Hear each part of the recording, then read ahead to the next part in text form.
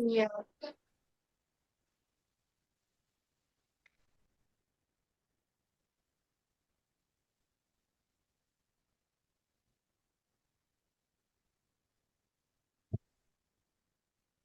Nah, kalau udah punya lebih dari 50%, baru deh itu disebut punya pengendalian. Perusahaannya udah dianggap sebagai induk dari perusahaan target itu tadi. Dan anak perusahaannya jadi entitas anak ya. Yes, benar. Eh, di laporan keuangan harus disusun pakai metode konsolidasi. Berarti konsolidasi itu artinya kayak digabung gitu dong. Ya iya, semua aset, utang, pendapatan, dan beban anak perusahaan digabung ke laporan induk. Tapi kepemilikan pihak lain tetap dicatat sebagai kepentingan non pengendali. Contohnya nih, kalau PTA punya 80% saham di PTB.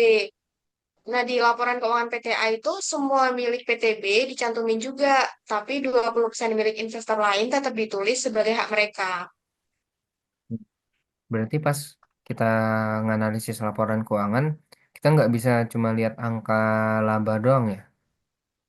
Iya, harus peka juga asal-usulnya, apakah dari operasional utama atau dari hasil investasi antar perusahaan. Itu eh, kadang perusahaan kelihatan untung, tapi ternyata itu karena investasinya ke anak perusahaan yang lagi cuan aja. Operasional utamanya bisa aja malah rugi. Makanya penting bagi cek catatan atas laporan keuangan dulu. Di situ biasanya kita jelaskan detail-detail soal jenis investasinya.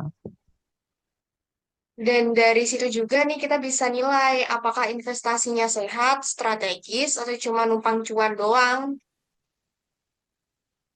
Oh, atau jangan-jangan perusahaan lagi nyoba nutupin kerugian dari bisnis utama pakai laba dari investasinya gitu.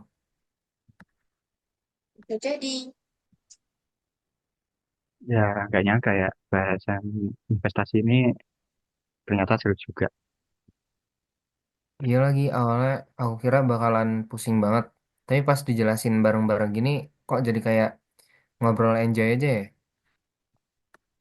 Dan ternyata penting juga loh buat kita lebih paham, apalagi kalau nanti kita kerjanya di bagian keuangan, audit, atau bisa aja di bagian investasi.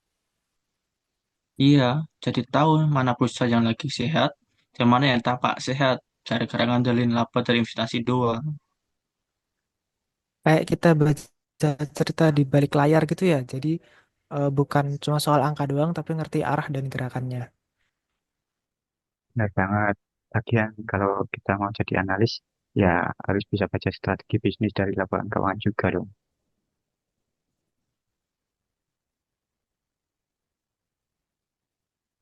Berarti next time kalau misalkan baca laporan keuangan, eh, jangan langsung cari angka laba bersih lagi. Berarti mau lihat-lihat, kita bakal lihat bagian investasinya juga ya.